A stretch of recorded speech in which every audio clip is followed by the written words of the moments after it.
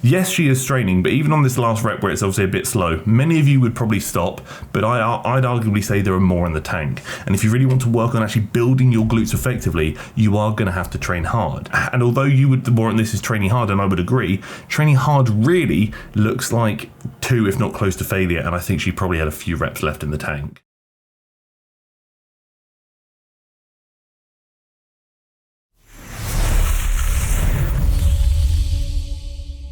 If you've taken the time out of your day to click on this video, it means that you probably want one of two things. One is probably going to be a video to actually help you better train your glutes, to hopefully encourage a bit of growth in the bottom area. Number 2 might be an abnormal desire to watch a very pale British man with a very large forehead waffle about something that you may not even care about. If the answer is number 1, you're in the right place. The answer is number 2, you're probably in the right place as well. The ultimate glutes workout by GainsByBrains, but I'm going to basically pick it apart, explain why I agree, why I disagree, and also how you could do better. So the deal is, his situation. If throughout this entire video you actually learn something from this video, or actually realize that I'm more pale than you are, then I'd appreciate it if you did click the button down below to subscribe to the channel.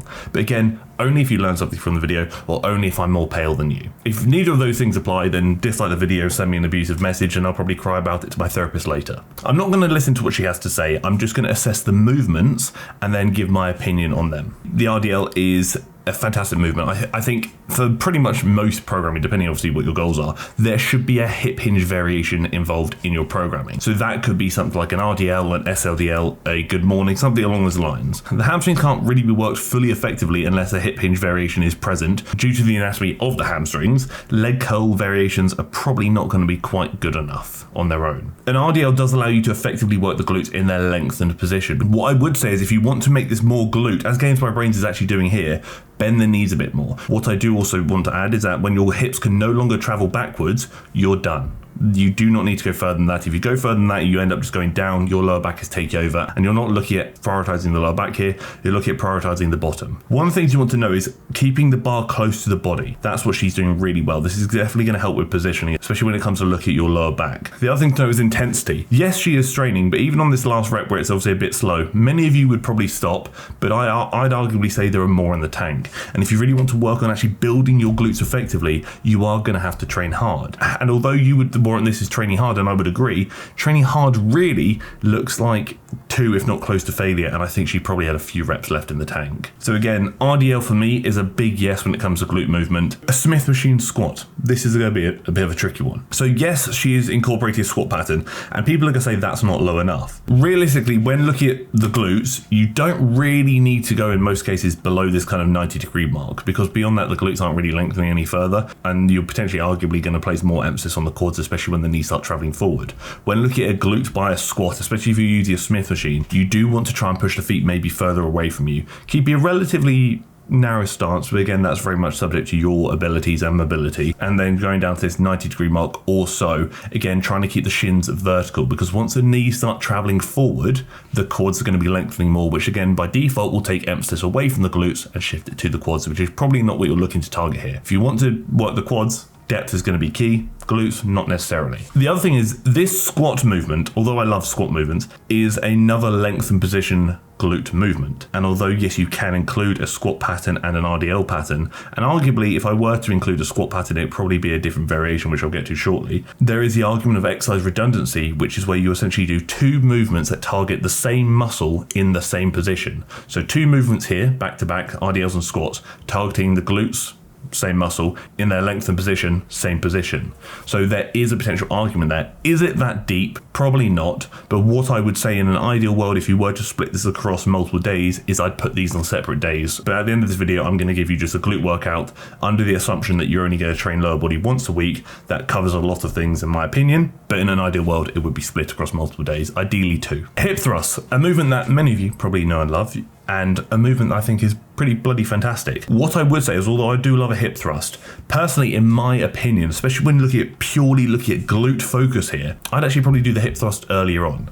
So the hip thrust, fantastic for the glutes, but it very much targets the glutes in their shortened position, which means that peak tension is when the glutes are most contracted, whereas with a lengthened position, peak tension would be when the glutes are most stretched. And we know that muscles typically fatigue in their shortened position first. Therefore, there could be an argument, again, there's no right or wrong you could argue either way here, but there could be an argument that putting the shortened position movement first would make more sense for the glutes because, again, they will fatigue first in that shortened position. But in reality, there is, like I said, there is no right or wrong. Some people might argue that muscles typically experience more growth stimulus in lengthened positions, therefore it makes sense to prioritize the lengthened position movements earlier. Again, my opinion on that, I'm still uncertain. I'm hearing a lot of conflicting information, so I don't want to give too much of an opinion. All I'm saying is that I would probably go hip thrust first for glutes, but I think you can also RDL first. That's absolutely fine. There's no right or wrong. It's actually simply preference. For me, my lower back is a bit of a weakness and a bit of a limiting factor.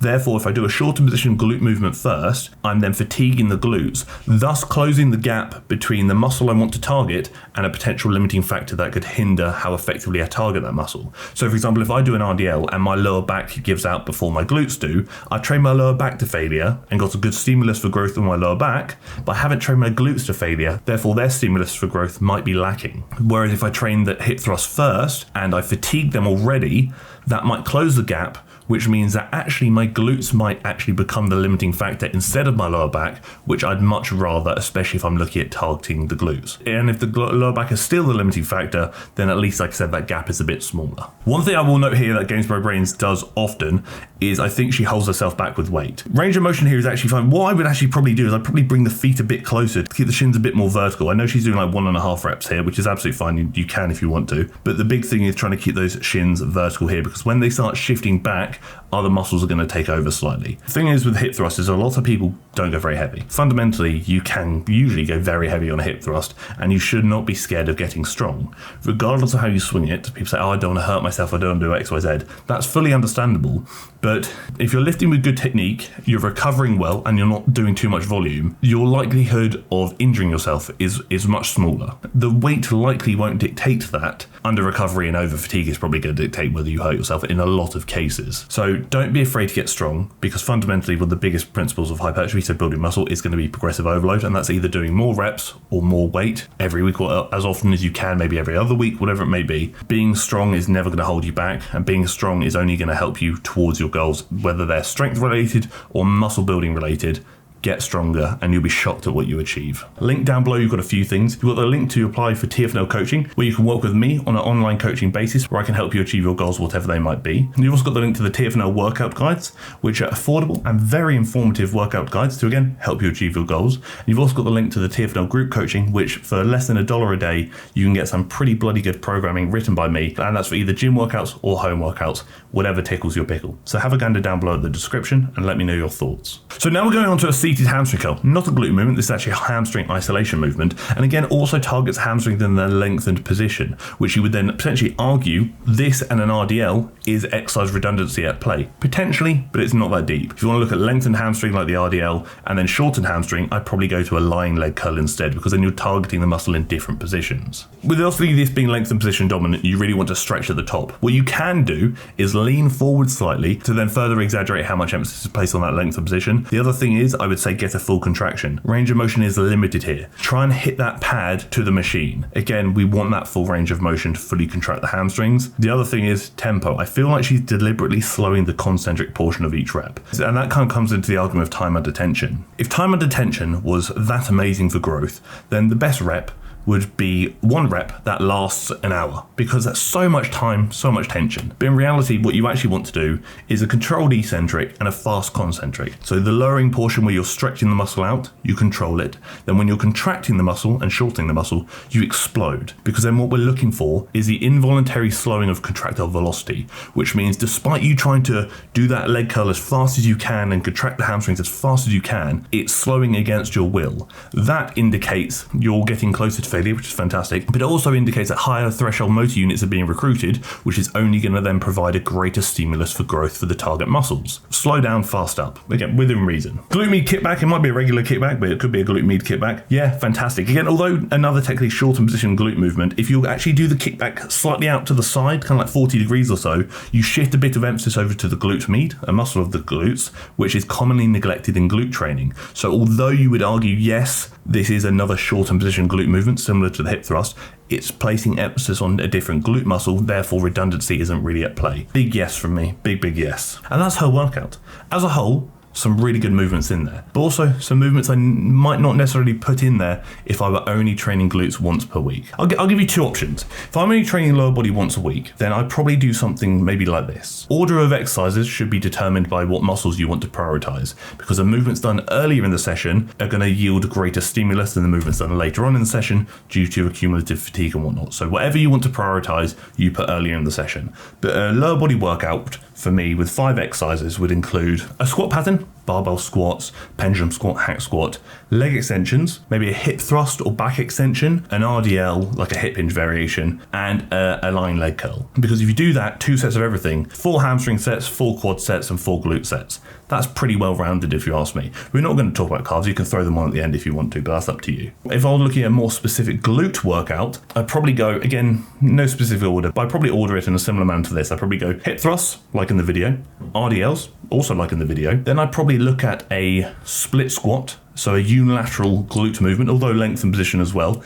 This is what I mentioned earlier. Because it's unilateral, we are targeting it slightly differently. I'd probably look at like another hamstring movement or quad movement, depending on what you want to focus on. So maybe a lying leg curl or a leg extension, depending on what your goals are. And then I'd probably look at a glute med kickback. So again, a lot of similar movements to what GainsByBrains has included throughout this video, just a slight tweak for me just to kind of target the glutes a bit more effectively, in my opinion. And to be honest, like with all my videos, it's just my opinion. Doesn't mean I'm right or wrong. Doesn't mean that GainsByBrains is right or wrong. We simply have, although very similar opinions, slightly differing opinions. At the end of the day, you need to figure out what's best for you. And trial and error. Try hers, try mine, see what you prefer. But regardless of what you do, nothing will work unless you do it with sufficient intensity. So train hard. 2, if not close to failure, and if you think you're at failure, you're probably a lot further away than you might think. But regardless, I'm curious, what is your favorite glute movement and why? So drop that down in the comment section below and have a gander, and I'll have a read through all of them and see what you come up with. Thank you for tolerating me. Thank you for tolerating my waffle about bottoms, and thank you for tolerating the video.